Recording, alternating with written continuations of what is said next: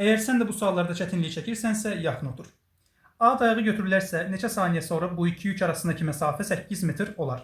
Biz bilirik ki, tərpənməz blok sistemi üçün yüklərin aldığı təcil A bərabərdir. M1 minus M2 bölünsün M1 plus M2 vurulsun Ş hasili ilə tapılır.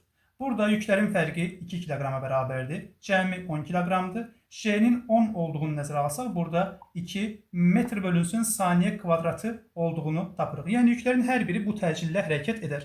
Və bu yükün kütləsi daha çox olduğundan bunun ağırlığı daha çoxdur, ağırlıq qüvvəsi və bu aşağı getməlidir, bu da yuxarı qalxmalıdır. Ona görə də bu hərəkət sükunətdən başlayan bir hərəkət olduğundan başlanış sürətdə sıfıra bərabərdir. Ona görə də S bərabərdir AT kvadratı bölünsün 2 düsturu ilə bunu asan şəkildə yaza bilərik. Lakin burada yolun yerində 8 yaza bilmərik. Çünki aralarındakı məsafənin 8 metr olduğunu soruşur. Burada fikir versəz əgər, bu yük 8 metr aşağı getsə, bu da 8 metr yuxarı qalxmalıdır. Aralarındakı məsafə 16 metr olur.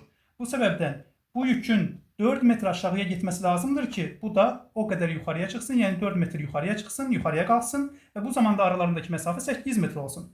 Bu səbəbdən S-in, yəni gedilən yolun 4 metr olduğunu qəbul etməliyik. Onda 4 bərabərdir. A-nın yerində 2 yazsaq, T kvadratı bölünsün 2 olur. Buradan da T'nin biz 2-yə bərabər olduğunu alırıq.